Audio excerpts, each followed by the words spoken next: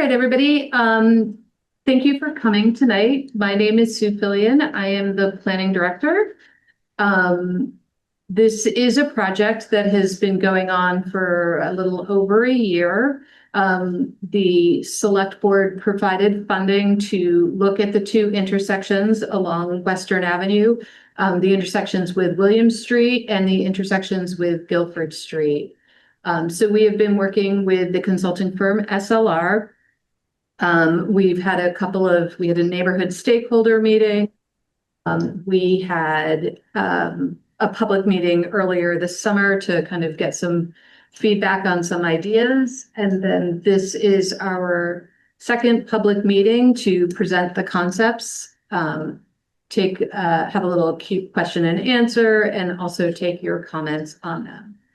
I'd like to introduce Fiona Flynn. She is an engineer with SLR who will be giving us a brief presentation about the project and we'll be walking through the concepts. I'd ask that you all stay unmuted and to keep things orderly. I'll run this kind of like a select board meeting where I'll ask you to raise your hand. Either if you're on Zoom, the digital raise hand is really helpful.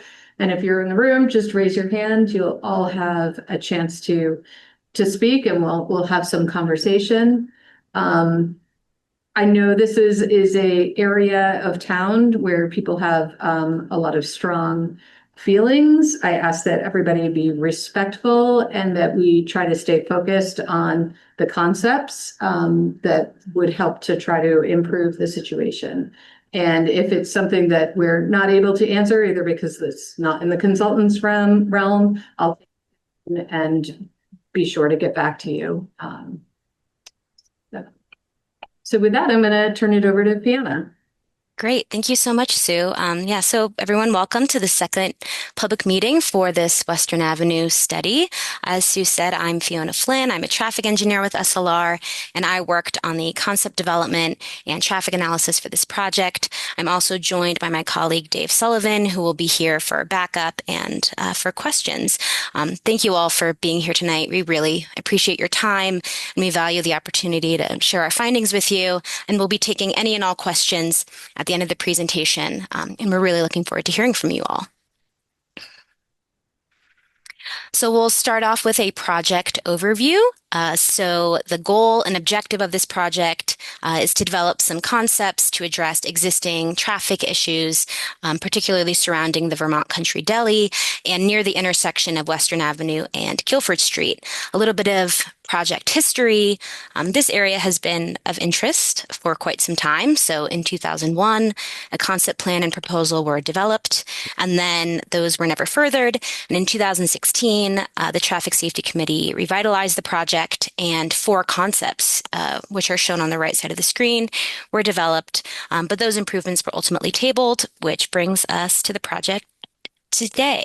So this project focus areas include the intersection at Guilford Street, the area near the Vermont Country Deli and William Street, and all the way to the I-91 ramps at exit 2.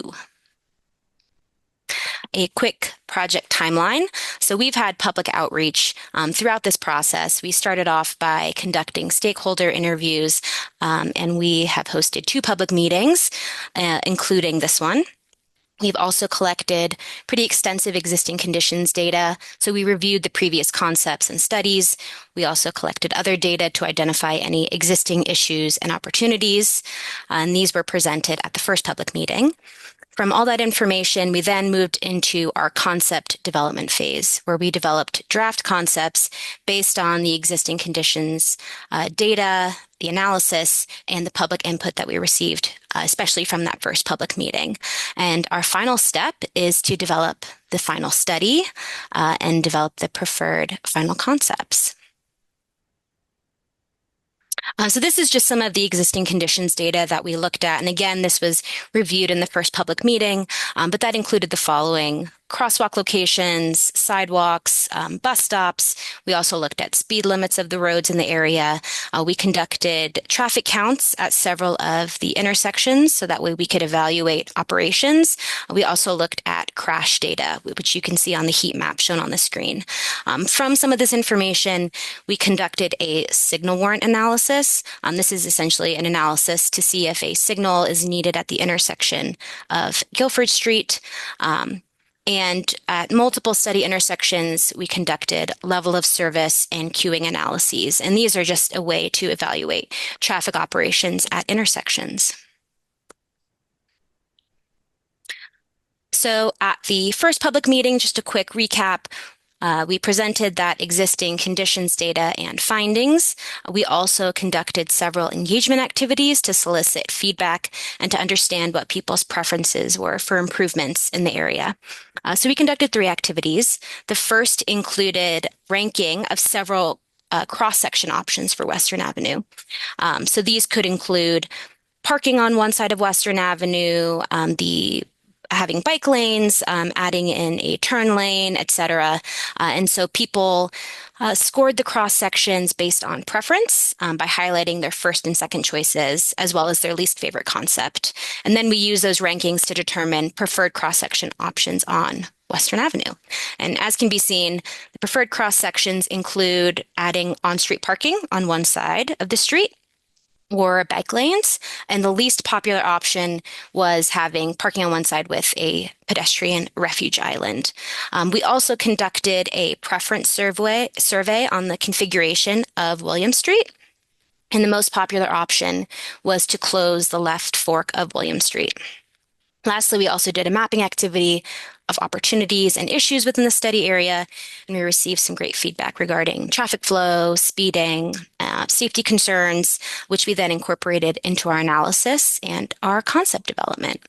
So based on the information we received at the first public meeting, as well as feedback from the town, we developed draft concepts for the study area, which we'll be going through together.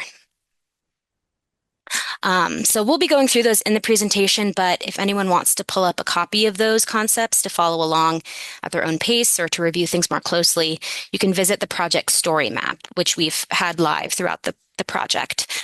So you can either scan the QR code on your phone, you can also type in this URL, or you can Google Brattleboro Western Ave story map. I think it's also on the town website. So there's many options for accessing the story map. And again, we're going to go through all the concepts together, but this is just if people want to pull them up on their own devices. And if you scroll past the cover photo on the story map, you'll see a link to take you to the concepts. So we'll start out by going through those. Yes. Fiona, I said this before, we're hoping to save questions until the end, but Jackie, I see you have your hand raised. Do you have a kind of a technical question, or is it something that we can wait till the end? When I was looking at the voting, at the bottom part of the voting, does that mean only 11 people voted? It was like 7-4-4. I mean, I'm sorry, only 15 people voted. Everyone who, as far as I understand, everyone who attended the meeting voted. It was in person solicitation of feedback. Okay, so there was only 15 people based on that. 15. I'm not sure that everybody voted. Around there. We can talk about that later. Okay. Keep the presentation. Thank you. Okay, great. Okay. So the study area is broken into 3 sections. So we'll go through each section and the concepts for them. So first, this is just existing conditions. This is the first section, which shows the intersection of Western Avenue at Guilford Street. We drew up existing conditions just so everyone has some context. So you can see that there is a crosswalk across Western Avenue in front of the Creamery Covered Bridge, and there's also a crosswalk across Guilford Street. So first concept. So we're proposing a few things here. Firstly, shifting that crosswalk across Western Avenue to be closer to Guilford Street. There's some visibility constraints there. So the crosswalk used to be here and we're proposing moving it. We're also proposing adding what's called an RRFB, or a rectangular rapid flashing beacon. So that is, if a pedestrian wants to cross Western Avenue at this location, they would push the button on the beacon would flash, and that would alert approaching motorists that someone wants to cross the street. There are already some of these installed around Brattleboro.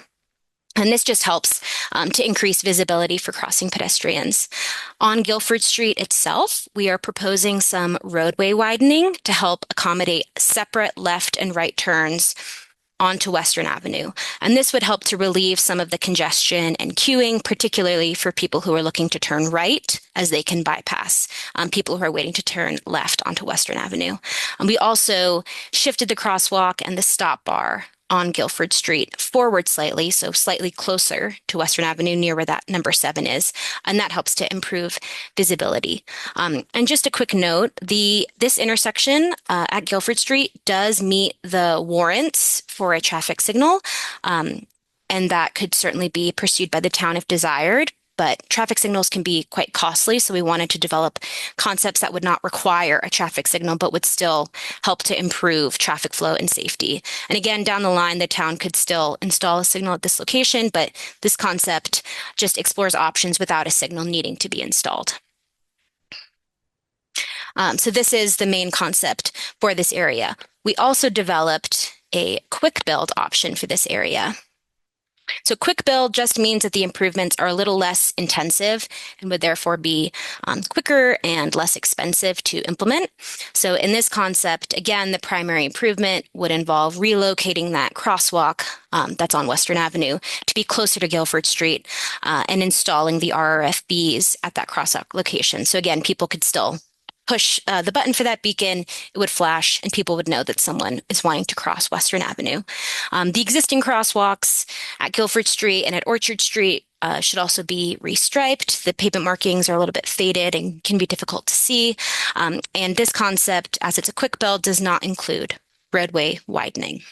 So those are the two concepts for Guilford Street.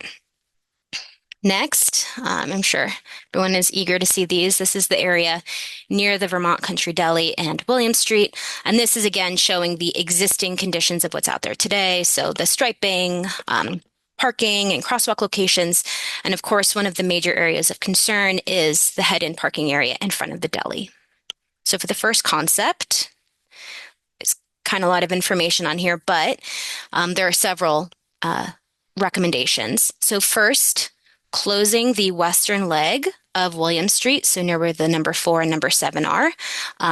This is consistent with some of the feedback that we heard at the first public meeting. Also closing off, of course, the head-in parking area in front of the deli. This would then allow on-street parking to be added along the south side of Western Avenue.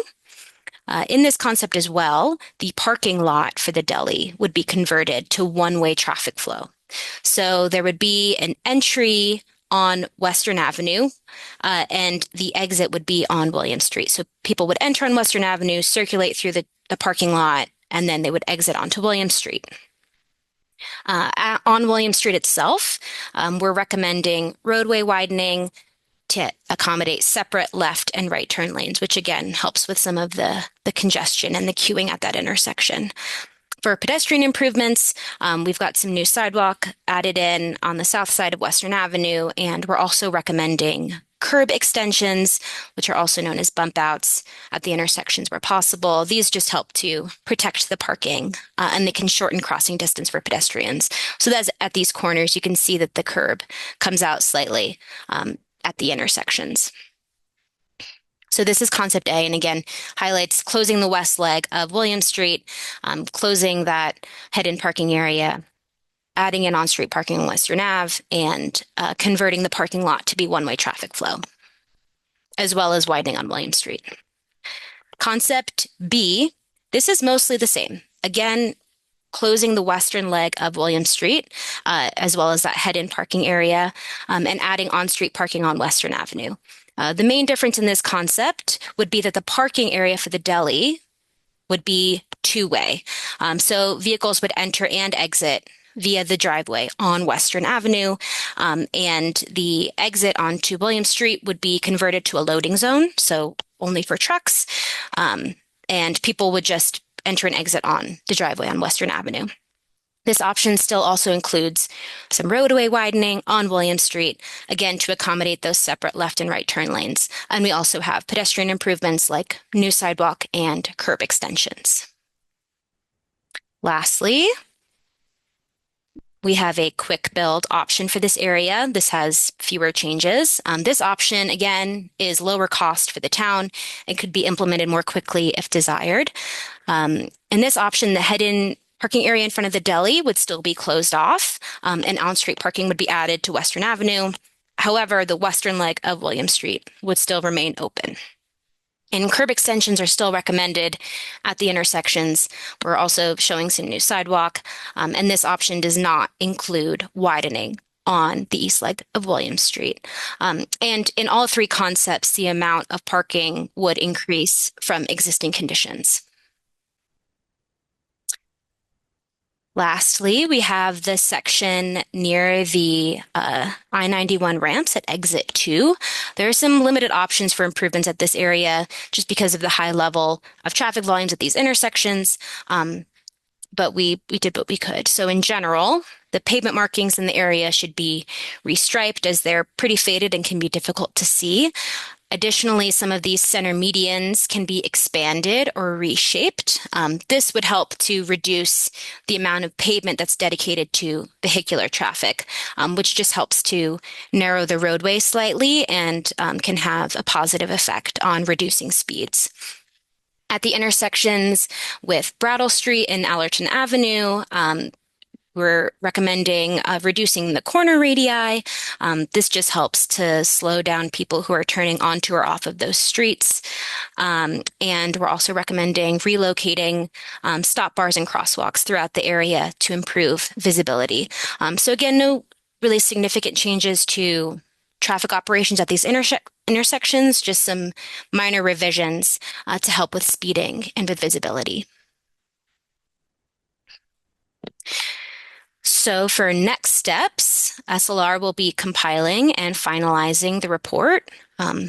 This report will be then shared with the Traffic Safety Committee for their preferred recommendation. Then the final report and the recommendation will be shared with the Select Board. Next, the town will discuss improvement options with VTrans through their state paving project in the spring. They're going to be repaving through an area that's within the study area for this project. So there are some opportunities to implement at least some of these recommendations very soon. And lastly, the town would seek grants or budget to implement the preferred improvements. So that was a lot of information, and we're happy to answer any questions about the concepts, to hear feedback, especially with the construction going on at the bridge off of William Street right now. There have been some changes to traffic patterns, and we're interested to hear people's thoughts and feedback on that as well. And we're happy to go back and look at any of the concepts if needed. Thank you, Fiona. We will jump in to questions. Let's see. They don't necessarily pop up in the order, so I apologize. I'm going to start with Nate King, then I'm going to go to one in the room, and then we'll go to Arthur and then Ken. So. All right. Can everybody hear me? Yes. Great. So I have a two-part question, one for SLR and probably one more for you, Sue. For SLR, at the Guilford Street intersection, did you explore a roundabout? A lot of the issues that I see I live in West Brattleboro, so I have to deal with this on a daily basis over and over again. But a lot of the issues I see at Guilford Street come from what I call a wrong of way. People love to give wrong of ways there where they stop to let people go Sure. when there's traffic behind them. I do understand there might not be room for a roundabout. It is pretty small there, but I feel like we are used to roundabouts in Brattleboro. Was that explored? And the second part of my question, so I'm just going to ask my questions, then drop off. Absolutely. It's like Go a ahead. select board meeting. The second part of my question is, I keep hearing the town is responsible. The town is responsible when it comes to the deli stuff. Is the deli going to be responsible fiscally for any of this due to the fact that they went viral and they're the ones that have to, we're dealing with their virality while they're making the money off of it. The taxpayers should not be completely on the hook for any improvements they get to their property. It's only fair that they are going to be putting some money up as well. And that's my two-part question. Thank you.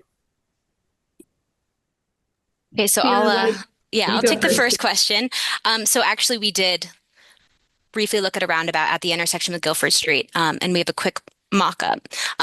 So as you said, at a minimum, roundabouts to accommodate trucks, which there are many trucks who use this road, should be at a minimum 120 feet in diameter. And again, that's the minimum. That's only one lane going into and out of the roundabout. So we did look at what it would look like potentially at this area. There's some pretty significant grade constraints as well as clearly being on private land. So that it would be really challenging and also quite costly to add a roundabout to this area, many times more costly than, for example, putting a traffic signal here. So we don't feel that that is necessarily the option to be pursued here. Just there's too many extenuating circumstances and limitations. So if something were to be pursued that's more costly, it would likely be a traffic signal in this area. But I appreciate that comment. I love roundabouts. Thanks, Fiona. And I would just add to that, when we had kind of started this project, I recall, a conversation with a select board member who wasn't looking for the Cadillac plan for everything. And so that's why, this would be a lot of takings to put a roundabout in. Even if it shifted, it would be an expensive project.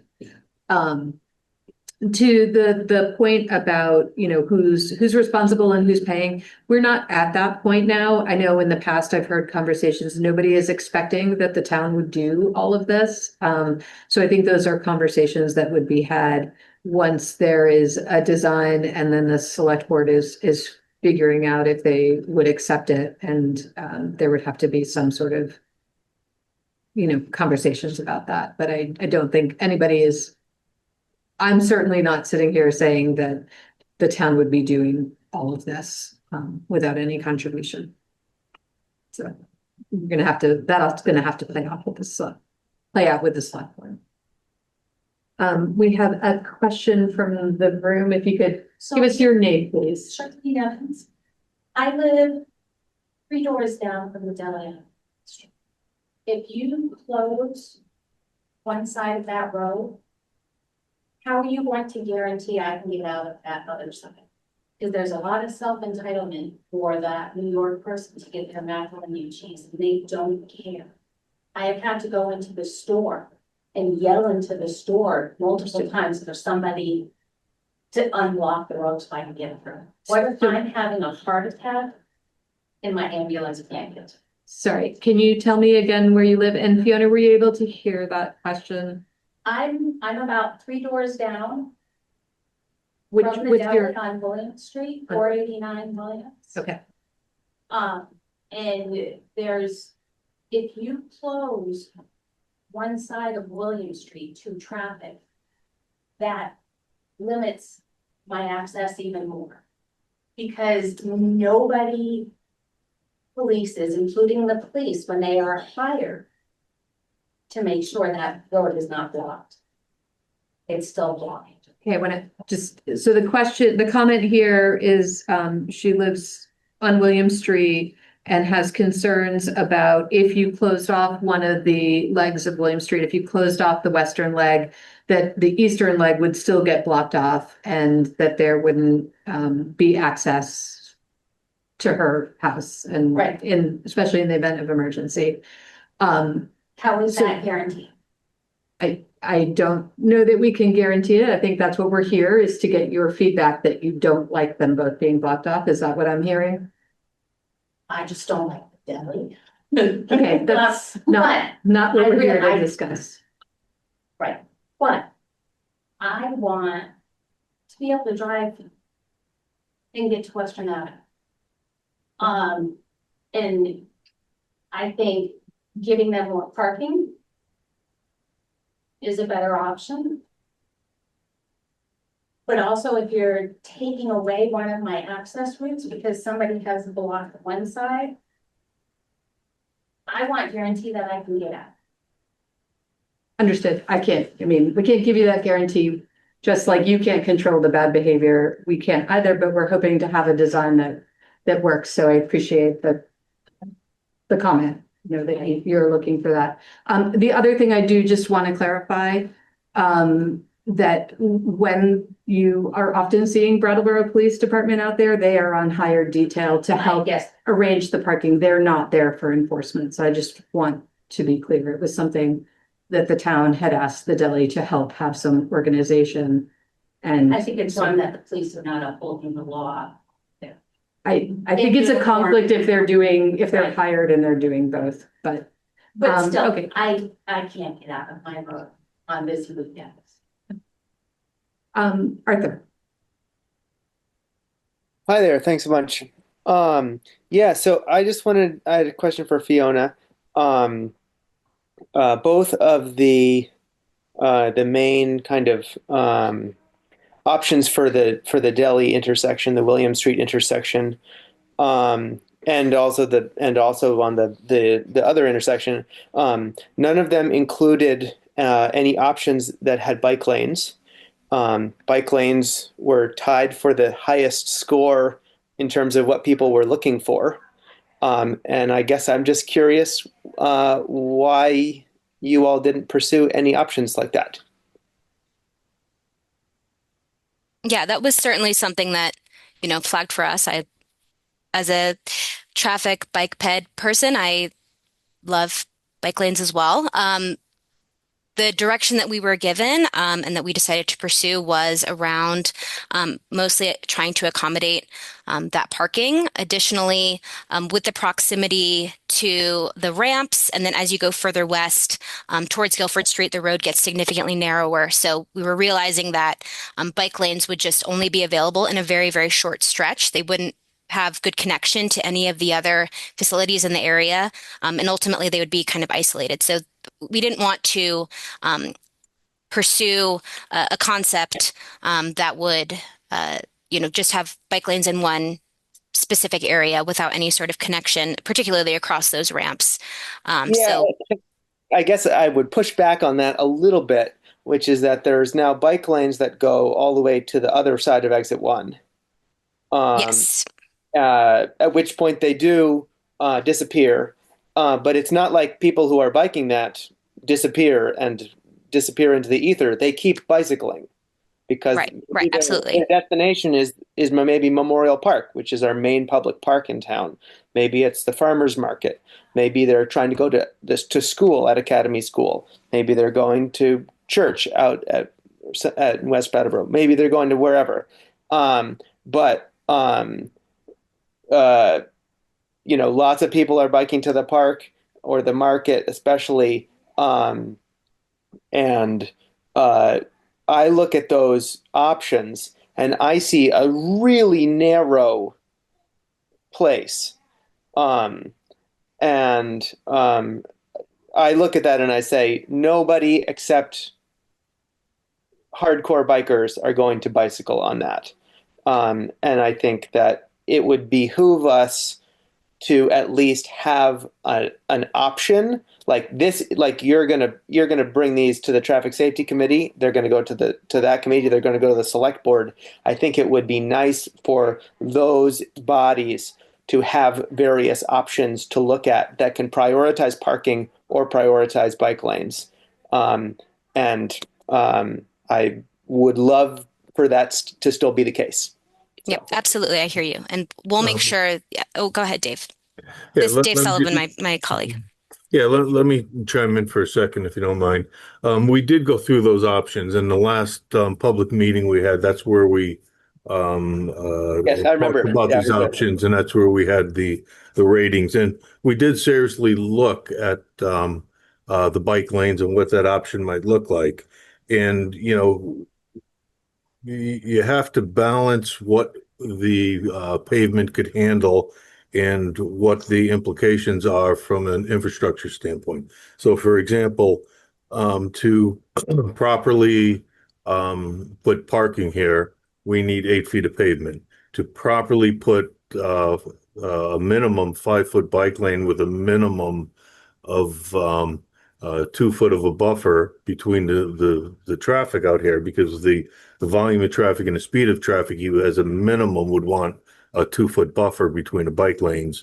You're looking at a 14 foot. So you're looking at, from an infrastructure standpoint, you're talking about removing all the parking and adding another 6 feet of widening for a section of road that, once we get, even if we were to do that widening all the way up to Guilford Street, then you're getting into the existing conditions, which goes into just the small shoulders. So, that's part of how we thought about it, and it's not like we dismissed it, but we needed to come up with a preferred alternative.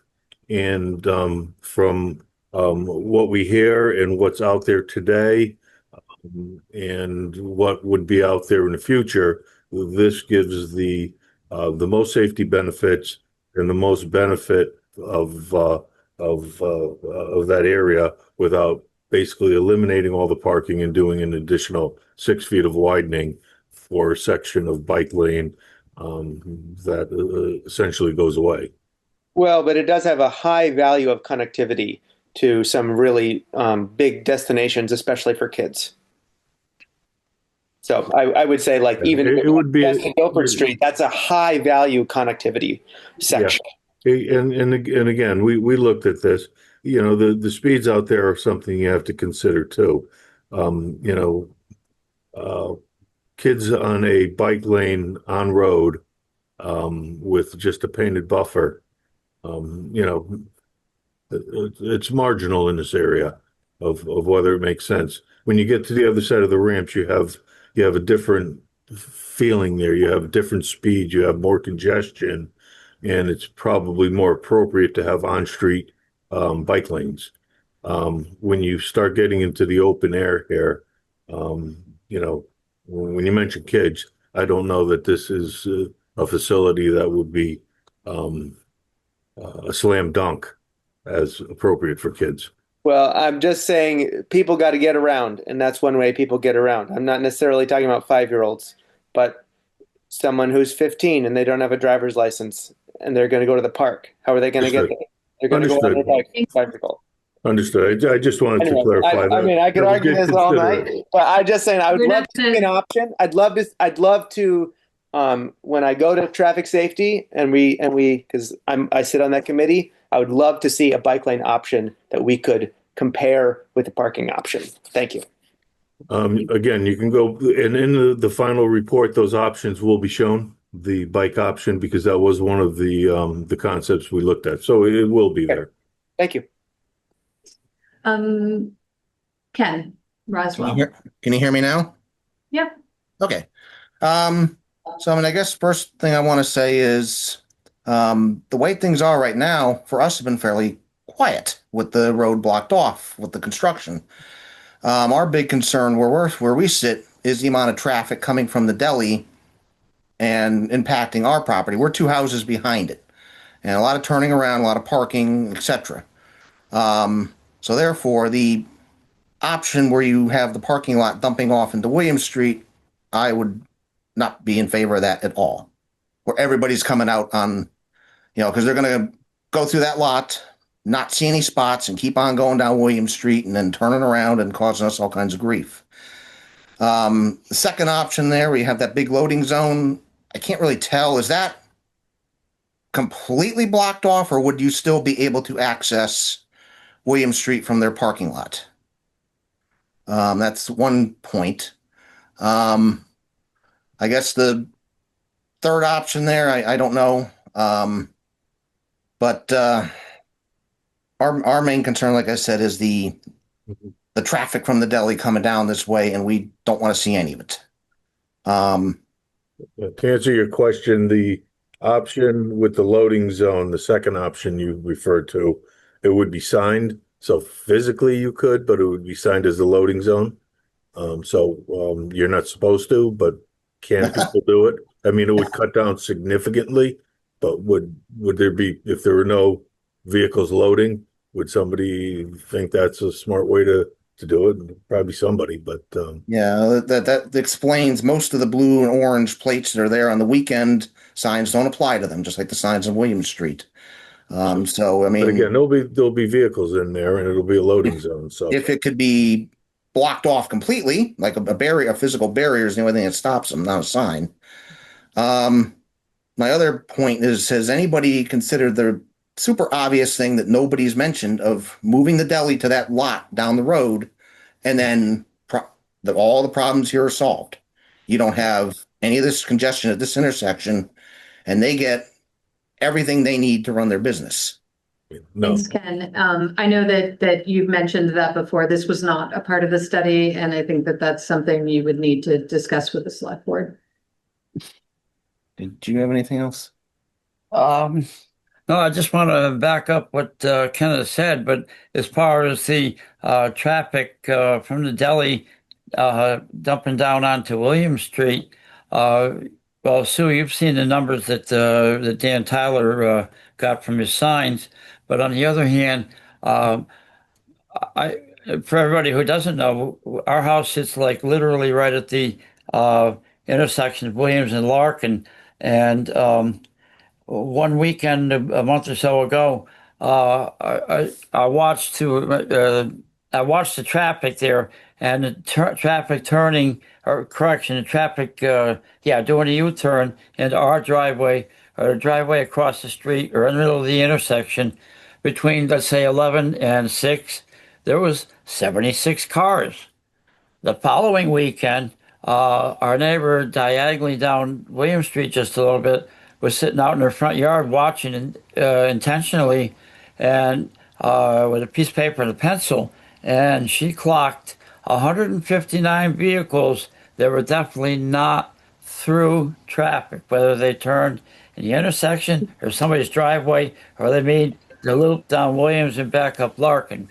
That's a hell of a lot of traffic, and it's really nerve-wracking trying to deal with that here. And then you got the thing with the people, the trucks backing into our driveway. No, we can't have traffic coming down from the deli. The deli created traffic. It's driving us crazy. The other thing too is there's a large number of pedestrians and bicyclists and dog walkers out there, and with all that extra traffic, that doesn't mix very well. And the oversized vehicles like campers and trailers and stuff like that, which Thanks, none of Ken. these spots really accommodate. So Can I ask you, so I'm hearing you say you would like it blocked off? Is yeah, that I mean, correct? Well, let's put it this way. I would like to see traffic not be able to enter Williams from Western Avenue. I mean, going outbound, exiting Williams Street, that's great. I don't have any complaints with that. I'm not trying to mess everybody up in town. But on the other hand, um, if you let it go both ways, the orange and blue plates are going to be down here in great numbers again. So just, I want to be clear, are you saying you don't mind just the exiting out William Street onto Western Ave? You wouldn't Yeah. mind if it was permanent, that it was only in, exiting out William Street, the eastern leg? correct. Correct. In other words, what you see today would be pretty much ideal. And whether the neighbors around us or not agree or disagree, I'm sure they have to notice a significant decrease in vehicular traffic since you guys were started your construction work. Okay. Thank you. John? We have one in the room, and then I'm going to go online, and we have another. Go ahead, John. I have a couple of questions. Can you just speak up so I want to make sure everybody can hear? Can you hear me? Can people at home hear? I can hear you. Okay. I have two questions. Well, maybe it's three, I don't know. At the exit, north and southbound exits, cars come down the northbound exit. Some want to turn left, some want to turn right. There's only one lane there. And that, people pass on the right, pull up to the stop line and then jump out in front of you as you're waiting to make a left-hand turn. Is there any room there to make two lanes that would alleviate that clogging that occurs? That's one question. Are you talking off the intercept? The northbound ramp. Yeah. Coming to Western Avenue. Okay. And then the other one is on the southbound ramp coming to Western Avenue. You have an extra lane on the right, but the lane on the left, if you pull up to the stop line, you can't see cars coming because there's a fence there. Somehow that needs to be worked so that you can actually see people coming. And thirdly, it's difficult when you're driving westbound on Western Avenue and you don't want to make a turn. You just want to go through or make a right up the southbound ramp. You don't know what lane you're supposed to be in. If it was marked so that cars going west from the northbound ramp had their own lane, and then you could cross over from Western Avenue into their lane, turn right into the southbound ramp, that would make a lot of sense what there is there. The other thing is that you need to accommodate oversized vehicles. There's I don't know how many prefabricated homes come over the mountain from wherever and make a left-hand turn to the northbound ramp. I don't see that in that plan. I know what happens now. They drive over the median strip and wreck the signs that are there. Keep going. Fiona, did you catch those? Yes, so I caught a couple things. But quickly on your comment about oversized vehicles, we did do truck turning movements to make sure that the ramps could still accommodate those vehicles.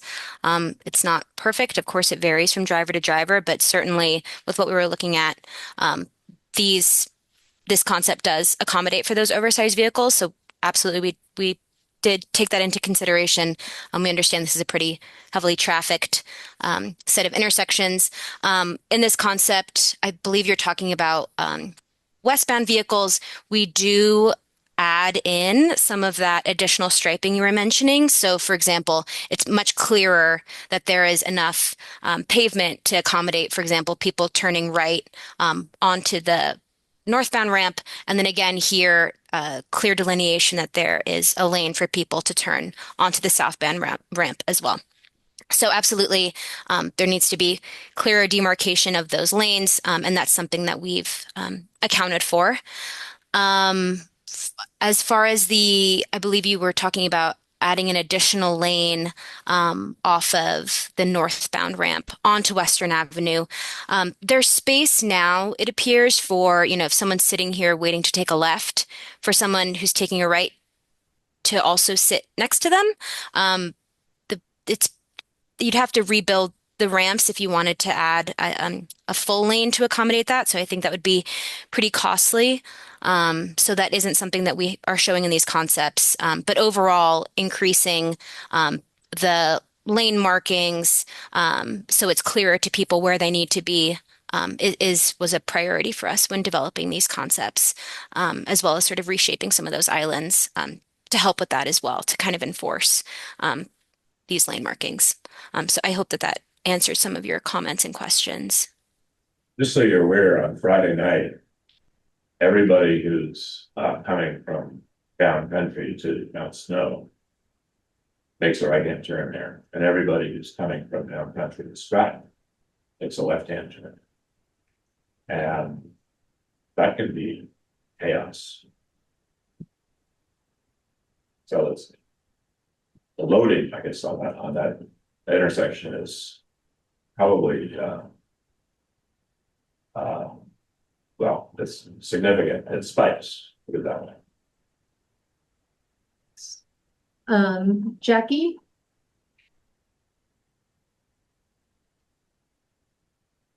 When I was just listening to the last gentleman and taking a right off of that the I-91, if that curb can be flattened, because sometimes when I'm trying to take a right, I have to go up on the curb to get around the right. But two cars definitely fit there, but you do have to kind of go up over the curb to take that right. So that's just a thought on that. I don't mind, but maybe my tires do. I had this, I wish I would have been more involved to know when these meetings were. Now I'm going to be more involved to understand that. I was very concerned about having only 15 votes from previously when you were showing that and showing what's the favor. So 15 people in Brattleboro. Wow, I'm not sure it represents even the people that live on William Street. But anyway, the last thing is, I know that up the road from the deli that there is a lot that the town owns. Is there any thought of a temporary, I don't know, could that be like fill it with gravel and let people park there or something? I don't know. I mean, that lot's been empty for a long time. Maybe there's plans for it, but plans for things seem to take a long time. I don't know if that would be a cheaper situation where people would have it so there'd be no parking in front of the deli and the signs would be, yep, just down the road. We have plenty of parking up there. But anyway, just a thought. Jackie, which lot are you talking about? Are you talking about the one that's close to these interstate ramps, or are you talking? Yes. Yeah, so that's not owned by the town. That's thought it was my mistake. Yeah, thank you though. We have been working to allow some parking at Living Memorial Park and at the Creamery Bridge in that area to through the fall to allow that. Let's see. We had you in the room, and then we're gonna go Jessica and go ahead. So the voting area for the deli, I don't agree with, because that's taking travel space and all of their deliveries are before they open. I go to work at 6:30 in the morning and I'm trying to get around their deliveries. I do agree with the gentleman that spoke earlier. I'm almost diagonally across the road from him. We have a lot of turnaround traffic. I have a shared driveway, so they're going down a driveway into my property to turn around, which is slightly irritating. But if we kept that road one lane, marked it one way only, local traffic use only, and I'm willing to come home an opposite way from the lower end of William Street, knowing I can get out and there is at least one clear lane for me to get out. Thank you. Did you hear that, Fiona? Yes, I did. I wrote that down. Thank you very much. Jessica.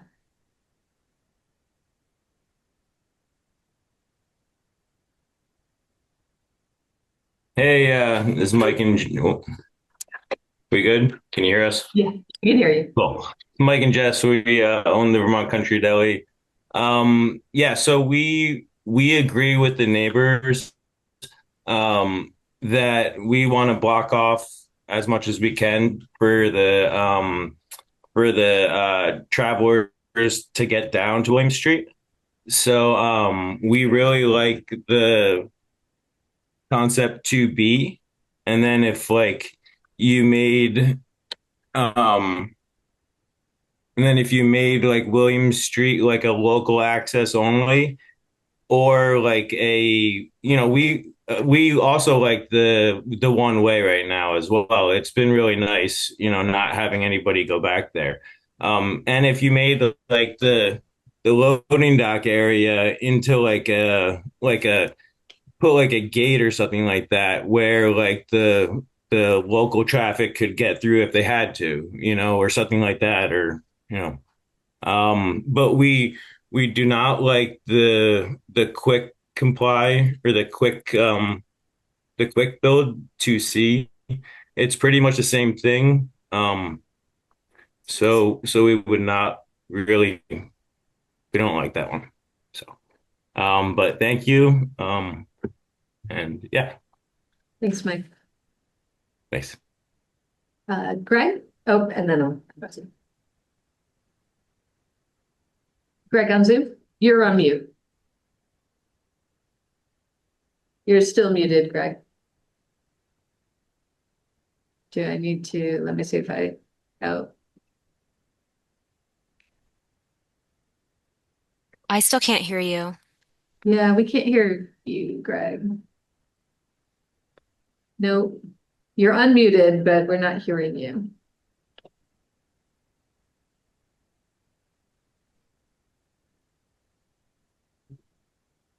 Greg, can you type something into the chat? It looks like you're trying to connect to the audio. No. Still not yet.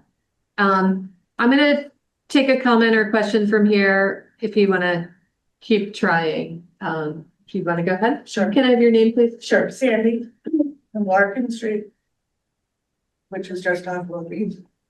I come and go a lot. I'm self-employed, and half the time I go down William Street, the other half I go up to Western Avenue. Sometimes I make a left-hand turn, sometimes a right. Parking in front of the deli is almost impossible. It seems the biggest vehicle, the biggest truck, 8-foot bed, double cab, trailer hitch parks in front of their decking. So you have to literally get half out the road to see who's coming east to see if you can go west. So having no parking in front of the deli is fine. My question is, where is the on-street parking going to be? Is it still going to block that line of sight of turning right or left? When there's no parking in front of the deli. So even if you have both lanes open, which the neighbors don't like, but if you were, where again is that on-street parking going to be when you have the east to the left leg open? Fiona, can you address that one? Did you hear the question? Yes. So the comment is, where would the parking in front of the deli be, and how would the visibility coming out of William Street be? Right, absolutely. So yeah, the parking as shown would be, right next to the travel lane on the south side of the street. And one of the things that we did in these concepts is that we shifted, we added curb extensions, which again are these areas where the curb kind of bumps forward a little bit to protect the parking, which also enables us to move the crosswalk and the stop bar forward. So vehicles are able to if you're looking to turn from William Street onto Western Avenue, you can move forward more to help with that visibility and to be able to see oncoming vehicles more easily. So we did want to help improve visibility, and we incorporated that into the concepts by shifting the stop bars and adding those curb extensions in, so that way people could see approaching vehicles on Western Avenue. So if you, on the right-hand side, have your 2 lanes of turning right and left, are you going to have a third lane going down to William Street? So it would be 3 lanes wide?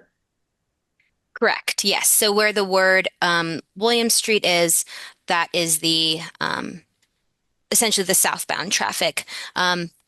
If the town wanted to keep this 2-way. So the widening would be, there's sort of a faint gray line here. That's where the curb is today. And then this shows where the proposed curb, the black line shows where the proposed curb would be. So widen slightly to accommodate that additional lane. Okay, so if it's only a 1-way, will you still have 2 lanes for right and left turns? That street could be converted to have separate lanes because it has the width currently. So yes, you could have if it was converted, separate right and left turn lanes. Okay, Alice. And then Monroe. Hi, thanks. My audio wasn't working. Is that good now? We can hear you now. Yes. Okay, great. I bike frequently in this area, up William Street particularly, and lately there's been parking added on the east, just east of the deli, where there was not it was a no parking zone before. People violated it before, but now it's encouraged. And when I pull out there now, a bicyclist pulls out there, even if there's one car there, let alone say four or so, the bicyclist is forced out into the roadway. And looking at this plan, you know, I like the parallel parking is fine, but I'd like to echo Arthur's opinion about bike lanes there. If that parallel parking goes farther back towards Citizens Bridge, you're out there exposed with traffic bearing down behind you, and sometimes it gets really hairy and quite dangerous. Car doors possibly opening as well. So there's got to be a buffer there because you really be a bicyclist out in the travel lane. I've had dump trucks coming along and the big oversized vehicles. I've been compelled to go right up on the sidewalk to wait for them to pass. That's not going to be a good solution if there's not a bike lanes part of this as part of this design. We have this wonderful bike lane now down on the avenue. And in the meantime, we have this really hairy area that's been made, I feel, much more precarious with the addition of this new parallel parking. Thank you, Greg. Thank you. Monroe. You're muted.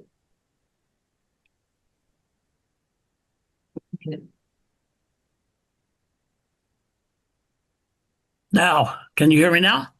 Can hear you. Okay. I went through these concepts earlier and made a list of questions. And rather than go through the entire list of questions, I'll submit most of them in writing. But there have been two issues discussed so far this evening that I'd like to follow up on or get a little more information on. The first one was the notion of a roundabout at Guilford Street. And what I'm wondering is whether or not it might be possible to install a mini roundabout there with a mountable center island so that trucks could indeed accommodate it. And in a way, this sort of ties into the issue of bicycle safety in the area as well. David, I think you mentioned that the speeds on that western side of the interstate there were high enough to that you would want to have a wider buffer there. If in fact we could do something in the area of traffic calming is to better moderate the speed of the traffic between the interstate and Guilford Street, might the bicycles be able to enter the flow of traffic if the speed is reduced by design as opposed to reduced by signage and enforcement, to allow the bicycles to travel more easily with the flow of traffic where the speed does not become such a problem. As a for instance, a roundabout to exit, a mini roundabout to exit at William Street, a mini roundabout at Guilford Street, and perhaps to keep the speeds down through that entire stretch, a three-way stop, an all-way stop at Orchard Street.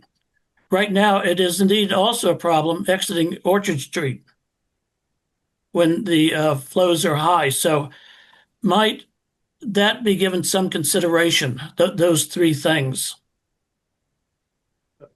Let me try to, I can't give you a affirmative answer on the fly here, but a couple of things that we looked at. And mini roundabouts, came up in discussion when we were having our internal meetings, and the there's a couple of problems with mini roundabouts. One, you don't get the deflection on an arterial that you would like. So one of the advantages and one of the primary traffic calming benefits of a full roundabout is created by the deflection you get. The areas where mini roundabouts are most effective are in smaller neighborhoods and on neighborhood streets, maybe a collector road with a local road at the very, very, very most. And the reason you have the mountable is because you get that occasional furniture delivery, or you get a septic pumper truck, or something like that that's coming at a slow volume, a slow speed, and comes very infrequently, and they can mount the center median to make their movements, but you're slowing down the rest of the passenger car traffic, and it has that benefit, and it also creates a certain different ambiance. So that's kind of a long-winded way of saying I don't know on a arterial such as this that a mini roundabout really works. Now, but there are other ways to calm traffic. One of the things we looked at was particularly focused on that, and that was to provide the center median. There was not a lot of positive feedback on that, but when you put the median in there, you're creating kind of a calmed environment. I talked about the other side of 91. You don't have a median there, but you do have a lot of curb cuts, a lot of things that by their nature are traffic calming features, even though they weren't put in to calm traffic. The one thing we're doing here by formalizing the parking and narrowing the lanes is creating some traffic calming through here. You know, the only type of bike facility that would work in this environment with some traffic calming, even if we did the median, would probably be some type of Shero or something. And when you're putting the Shero on there, and you're encouraging bikes, even though they should be not riding on the curb line with a Shero, that's supposed to give them the or the license, so to speak, or the ability to ride center lane, or at least closer to center lane, which would make the door swing issue less of an issue. So you should be away from the door swing. So it's kind of long-winded, but a lot of pieces really have to come together, and you can't just plop traffic calming measures on an arterial. You have to find ways to change the environment to basically calm the whole environment to make it work. And the parking is one element to do that. And I think, you'll get slower traffic just because of the slower lanes and the on-street parking. But I certainly appreciate your comment. And if I could follow up, one thing on that, I mentioned a mini roundabout at several of those intersections, but what about a three-way stop? I mean, here in Brattleboro, in my opinion, the three-way stop at the corner of Oak Street and High Street is very effective. Yeah, I think in calming traffic. We did look at that. It doesn't function all that well. Now, it's something that if it was done, it would have the traffic calming benefits, but it would certainly have an effect on operations. So we did our counts around this time of year so that we would get higher traffic flows. And when we did the test, and Fiona, you can correct me, but I think we had the level of service failed, at least on one of the approaches. That's correct. Yes. Yeah. So the volumes were so high on Western Avenue that it was creating significant delay for those people who were just going through. Yeah. But it is something that we were interested in and did look at for that exact reason. Did you present that as part of the study then, that that analysis? No, we can include that in our, That in the would be, appendix of our analysis, certainly. Sure. And even the traffic signal, it's not like the traffic signal, if it was put up there, all of a sudden all the traffic goes away. There's still a lot of traffic that will be going through that traffic light during the peak hours. So it's not a magic pill, it's a safety pill, really. Let's see. Monroe, did you have anything else, or you're all set? Thanks. anything else I'll submit in writing, Sue. Thank you. Thank you, Excellent. Monroe. Okay, we're gonna go Ken, and then we have in the room, Prudence and Sydney. You're muted, Ken. Can you hear me now? Yes. Okay. Just a follow on to what I had mentioned before, and maybe you're not thinking about it, but has SLR considered the effect of oversized vehicles? We're talking about, well, the deli delivery trucks for one. Some of them are tractor trailer. You've got a lot of their customers are vacationers who are towing their homes behind it. At least the trailers look big enough for that. And you got a lot of construction people that visit them every day, and they've got some large vehicles also. And my thought is, whether it's concept 2B or the other one there, allowing traffic to come down and have to exit behind the deli, like onto the William Street intersection there. Are they going to be able to make the swing back up the hill there? Are you going to be cut it back enough so they can do that? Because some of those drivers definitely aren't your best quality drivers. And what's going to happen here is if you allow that traffic to keep allow that traffic without doing anything, we're just going to have a whole bunch of large-sized vehicles coming down here every weekend. And if you're SLR, if you want pictures, I got plenty of pictures to show you the hell of a mess that makes.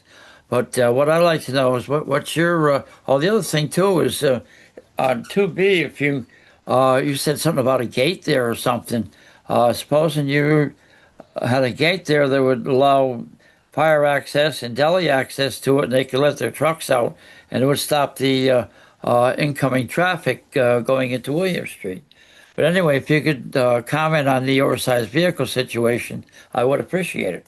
Thank you. Yes, that was something that we did incorporate into our design. Actually, originally we had a slightly tighter radius on this corner of William Street because it helps to slow turning vehicles, and then we realized that we needed to widen that to allow oversized vehicles to make that turn. So that is something that we incorporated into the design. We don't want to make it, more difficult for people to go out there. But yes, that was part of our design, was making sure that trucks of a certain size could be accommodated at the intersection. I don't see anywhere your designs there that you've made accommodations for their parking. We have for their parking. I see. Yeah. Part of it was also creating this loading zone. Both, but I just was mentioning that. Absolutely. Yep. So as far as the turning goes, we did accommodate that, but that's part of the creation of the loading zone. In both 2A and 2B, we created a separate loading zone with the intention of separating those vehicles from passenger cars. I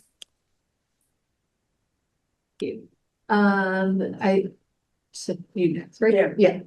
So on the possibility of a stoplight at the end of Guilford Street, can you have it motion censored? So only when cars are coming out of Guilford Street, it does a stoplight stop the Western Avenue traffic. So if there's no car there, it just stays a green light. Yep. Yes, that could be accommodated if the traffic signal design was pursued. Certainly. Prudence?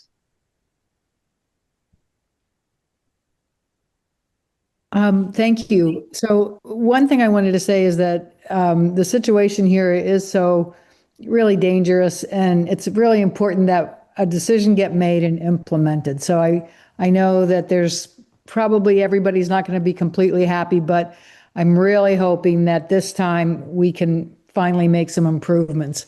But my question is, how would a biker traveling east on Western Avenue access William Street to ride into town. That's a pretty nice little bikeway down into downtown, but would they just turn right as long as it was still two-way? If it's one way, how would that be handled also?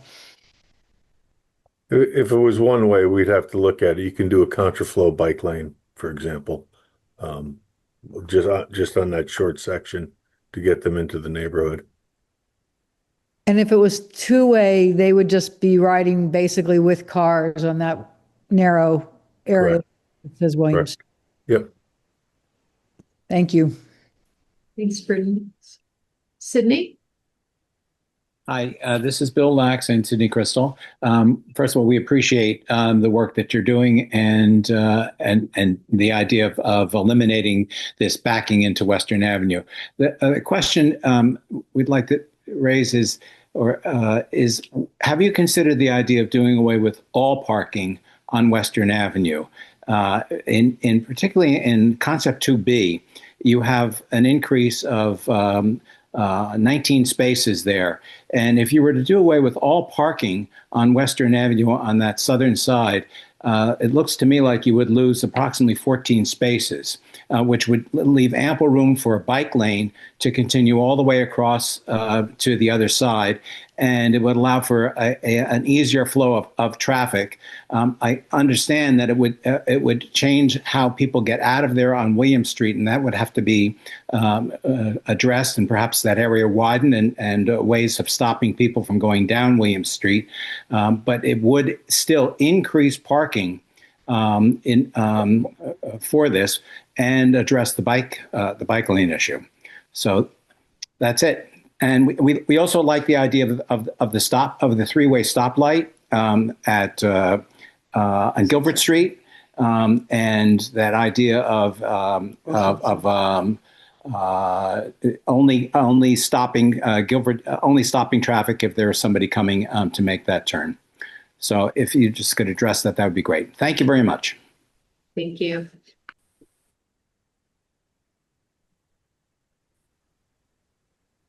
Does anybody want to take the parking? Oh, sure. I can do that. I was trying to, in my mind, get back to the original part of the question. So removing the parking, yes, you would still have an increase, not a big increase, a small increase. But the larger increase speaks to the issue that a lot of other people are talking about, that there's a shortage of parking and people are infiltrating the neighborhoods. Is it a solution to the bike lane problem? It's not the solution. It's part of the solution. It does give you some pavement and probably allows you to put a bike lane on that section of road where there is parking in one direction. So, it does give you a little bit of relief. So you can have bike lanes in one direction, or the parking is really what it comes down to. And if you're to put the bike lane in there, you lose the benefit of the curb extensions and the bump outs, which is counterintuitive to the safety improvement of moving people further into Western Avenue. So, again, there are some benefits, but there's also some unintended consequences that we have to keep in mind when we look at those types of things. Thank you. Molly. Hi, thank you so much for this conversation. And this is a very difficult, knotty problem, and trying to solve so many problems that all conflict. But I just wanted to, somebody mentioned the issue of level of service, and that sort of just rang a bell for me, is just thinking about that's so much of what we think about in this country is, level of service for cars. So how can we sort of think in a more holistic way about level of service for everybody, and maybe, some traffic calming and narrowing, maybe if it does slow traffic somewhat, maybe that's a good thing. So just wanted to bring that up. But I really appreciate the conversation and all the work that you've done, Sue, and your consultants. So thank you. Thanks, Molly. Yeah, we have one in the room, then I'll go back to Monroe. Hi, Martha, Brattleboro, Vermont. I continue to be baffled, how there has been no mention from the, SRL consulting. And, I know that local authorities and some various committees have really turned a blind eye or excused or avoided, the Vermont law that is in effect that, prohibits, backing a vehicle into oncoming traffic unless it can be done safely and without interfering with other traffic. Clearly, if there is an officer on site, there is a safety concern and interfering with traffic. Clearly, that's what we've been discussing tonight. So I'm just baffled how that hasn't been addressed at many levels. So I can comment on that. First of all of these designs from SLR actually do remove the backing out parking. So that's not on SLR. That was a direction that we gave that needs to go. In terms of backing out and it being against the law, I did have a conversation with the town attorney and the town manager. And certainly, if an accident's caused, it can be ticketed. I don't know that's a conversation with the police department. I don't know what their practice is right now. We are going to be talking about that at the traffic safety committee meeting on Thursday morning. If you want to speak specifically to the backing out current issue, because that's not the focus of this, other than to remove the backing out. Monroe. Yes. Fiona, could we go to 3A, please? I did have one further question there, and it's concerning bike lanes carrying through, the ones from Western Avenue carrying through the intersection with the interstate here. Is there any reason that we do not have marked bike lanes through there right now? And one thing I would offer is that the eastbound traffic, there are 2 lanes eastbound. All of Western Avenue is only 1 lane except in this one area. I understand the need for the turning lanes, but particularly that eastbound, the 2 eastern-bound lanes, is there any reason that we have 2 of those and that the space from one of them couldn't be used to create the room for the bike lanes running through the intersection with the interstate there?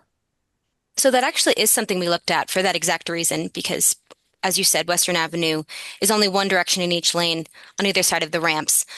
Taking that other eastbound through lane out actually creates significantly more queuing for people who are turning off of the ramps, because you have fewer gaps, because you have twice as many people using the single through lane. So it was something that was creating so much queuing and congestion on the ramps that ultimately, through discussions, we decided that would be kind of counter to one of the goals of this project. So it was something that we looked at and wanted to see if we could accommodate, and ultimately it was creating quite a bit of congestion at the ramps. So we'll be including that in our analysis as well, to be reviewed. But that is something that we did look at in this process. So right now there are no bike lanes carrying through. Correct. Yeah, there's no bike lanes out. As far as I'm aware, there's no bike lanes out there today. They start once you get to the other side of the ramps. Or as part of what you're proposing here. Right, and not here as well. Exactly. Correct. Okay, because that I would think might take a high priority within this community as far as bike safety through there, as opposed to queuing for traffic turning left northbound to the interstate. Yeah, I would only jump in here to say that this is the area that's controlled by the state. So we would, they control a certain distance around the interchanges. And so, yeah, it's a conversation we need to have with them. So, yeah, they might feel differently.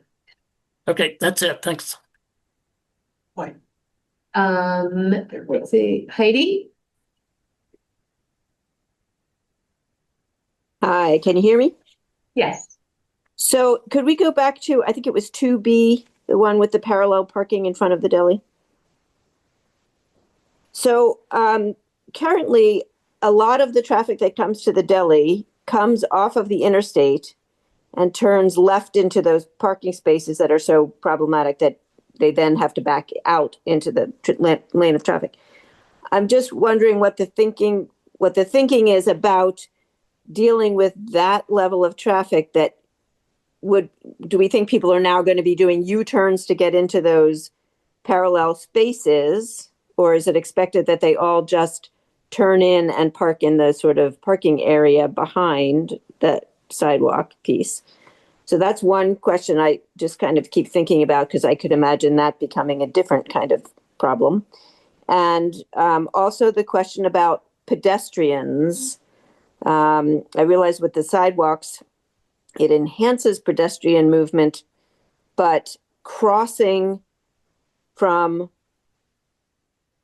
would that expect that pedestrians go further west? It would be to the blinky light at Guilford Street to cross to come back into town. If you were, for example, coming down Orchard Street and wanting to go into town as a pedestrian, would you have to go toward Guilford Street to cross and then try to cross in front of the deli? Has thought been given to pedestrians?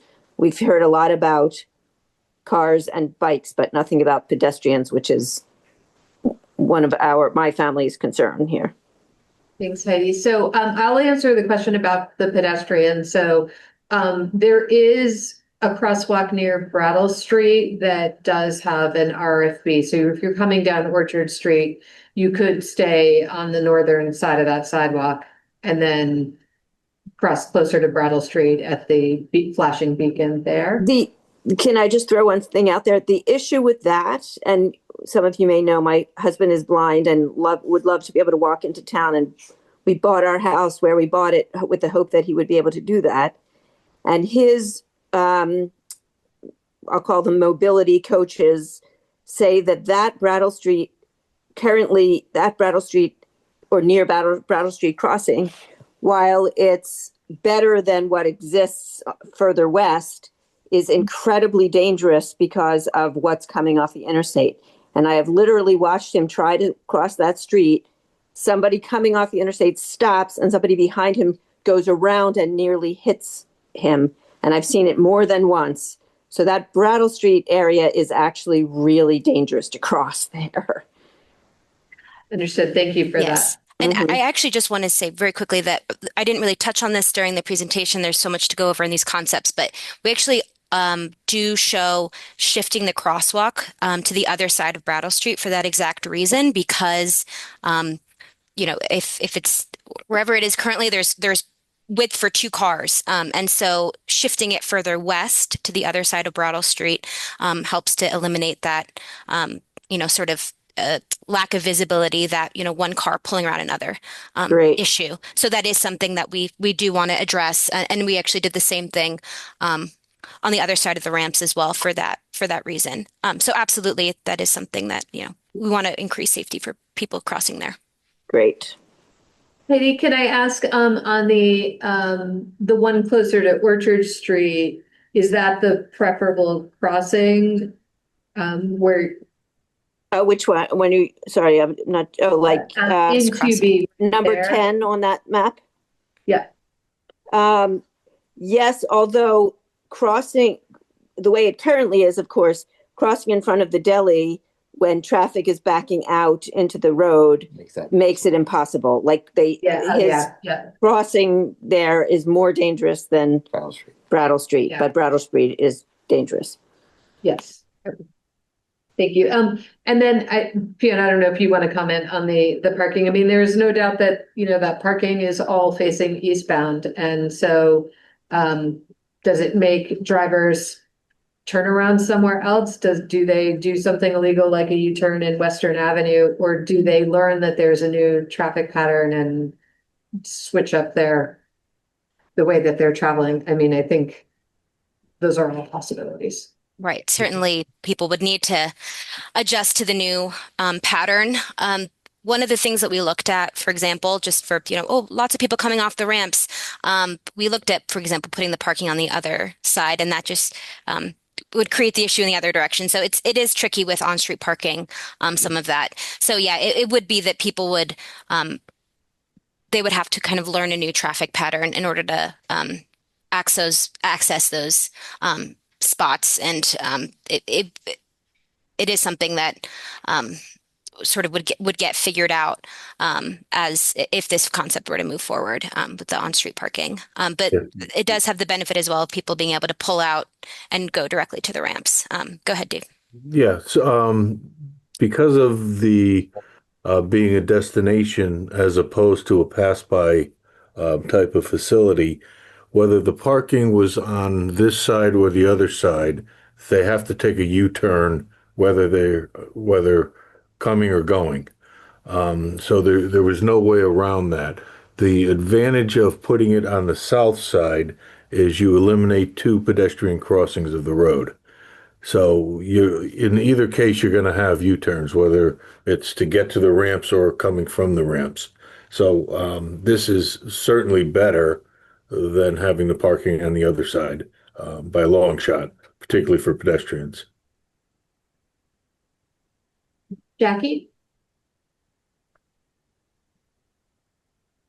I guess one of the things that are coming up in my mind is, because the biggest issue here seems to be about parking. Is there any alternate parking? Has anyone ever come up with this wonderful idea of, hey, why don't we do this? It seems that parking is such a huge issue. Yeah, I know it's something that I have talked about with the business, and nothing's come up yet. But it's something we are all keeping an eye on as to what are the possibilities. Dave?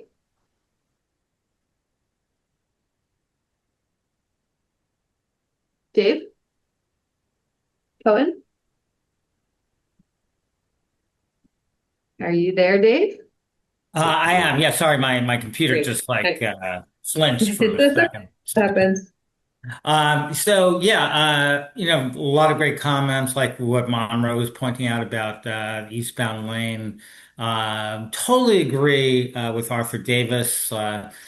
Bike lanes disappear, it doesn't mean the bicyclists disappear. And I just, I don't have any additional ideas. I'm sure, we've got so many ideas. I just want to remind people that whenever we're talking about bikes, we kind of we think about like an individual bike, a commuter on a bike, maybe kids on bikes, but there are also cargo bikes that are heading to academy school, and they're larger bikes that require more space and actually more safety.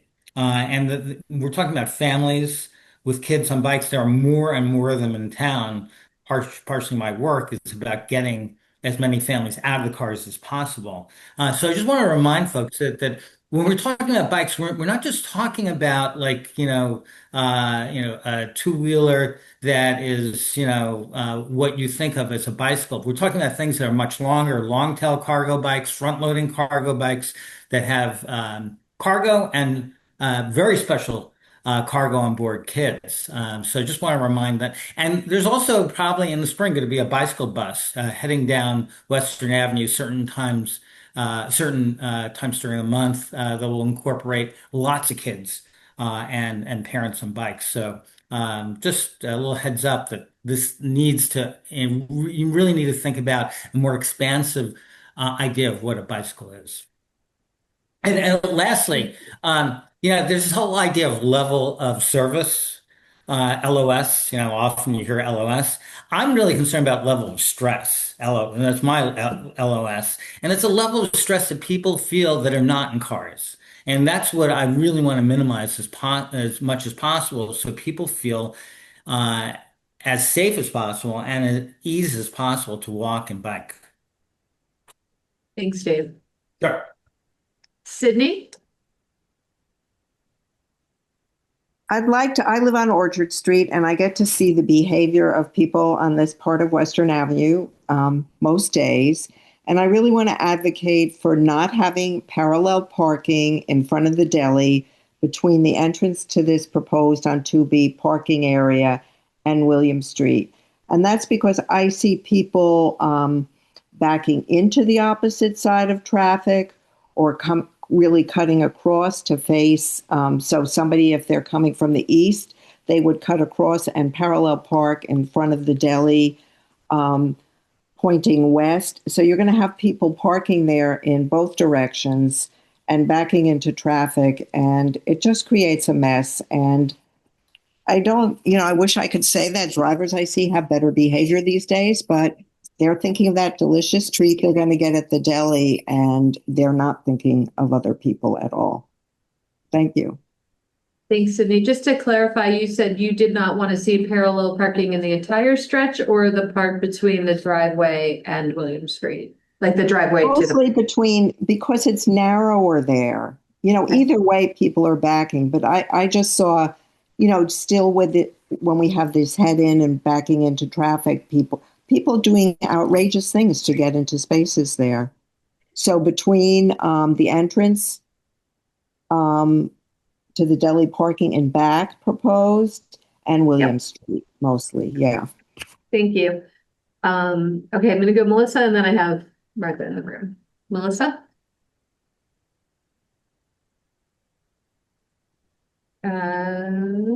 So did your hand go down? Okay. Martha. Sorry, I went to unmute and I unhanded. Okay, no problem. Go ahead. Yeah, I was just going to add to what David said. I take that stretch every single day with my two little kids, and my heart pounds crossing that part of 91 because my kids are very small. And on a sunny day, for the most part, I don't have any problems. I will say, like, darker or rainy days, I think people are less either alert or they're more irritated. But there, it is a bit more challenging. And so I would ask if I am more into safety than queuing. We have a car too, and we queue. I rather queue than have like a potentially unsafe situation. And I would hate to see anything happen to any bikers, any children or families, because that's like a big corridor for people going to Academy, going to Hilltop, or other like schools that have children. Thank you, Melissa. Martha.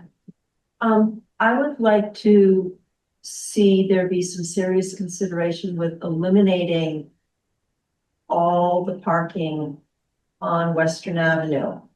It would indeed increase the congestion with what we've just talked about, making U-turns, unless we will not forget that soon we'll be having winter, and the snow plows and the snow removal is just going to add to that challenge of parallel parking on Western Avenue, where it's already going to be complicated enough. And not forgetting that the Memorial Park has their busyness in that area also with bicycles and walking people. So I think it would be smart to find some off Western Avenue parking to utilize. Thank you. All right, I see no more hands, and it's 7:36, and Gemma just put her hand up. So Gemma. How much time do we have? Well, I advertised it till 7:30, so. Okay. I will be quick then. And I will say that I pretty much agree with just about all of the comments that have been made. I want to state for the record that I'm a member of the Planning Commission. And it's my view that the responsibility of the town is to provide for safety and convenience for all people. And the order of priority should always go from most vulnerable to least vulnerable users. Public expenditures should always accommodate disability access first, pedestrian access, active transportation, including bicycles, public transit, and low-speed personal vehicles in that order. And the lowest priority of all should be highway-capable vehicular traffic and heavy truck traffic. And what I'm seeing here in this study is that the exact opposite is being done. vehicular traffic is being prioritized over every other form of transport. This is a major arterial route between the two most important business centers of our town, and it has long been neglected for any kind of access for anybody who doesn't have a car. Any public money that is spent on this area is going to primarily benefit one commercial entity. And I just do not see how we can justify what is going to be major public expenditures, no matter what plan is followed here, that primarily benefits one entity. What we should really be thinking about, first of all, is whether or not it is even appropriate for a business that attracts that much traffic to be located in that space, and how do we get them out of there? In the event that any of these projects are followed and we do spend the money, how does the town recoup that money? What are we going to do to ensure that the property value is reassessed immediately at a much higher rate so that we recoup those monies? You know, I would not be in favor of any roadway widening at any of the locations in this study area to support vehicular throughput. I would only want to see any kind of right-of-way widening to accommodate pedestrian walkways and protected bicycle lanes, not painted bicycle lanes. Western Avenue is simply not appropriate for parallel parking whatsoever. And I can't believe that there's any even there to begin with, or that anyone would consider adding 19 more spaces. They should all be removed, period.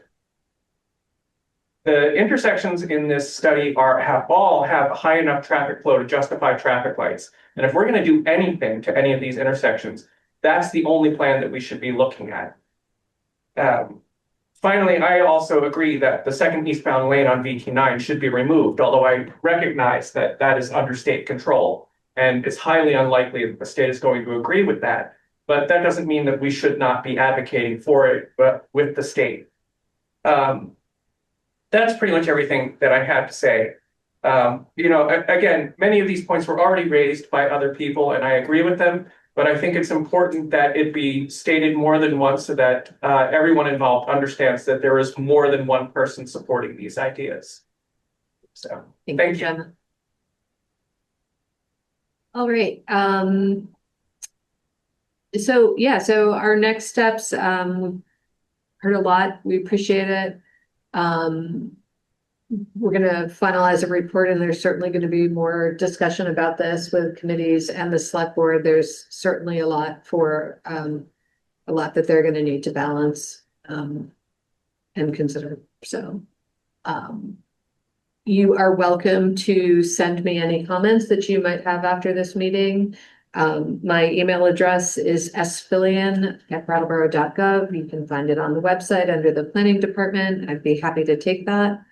And yeah, thank you for coming out tonight. Really appreciate your participation. Thank you.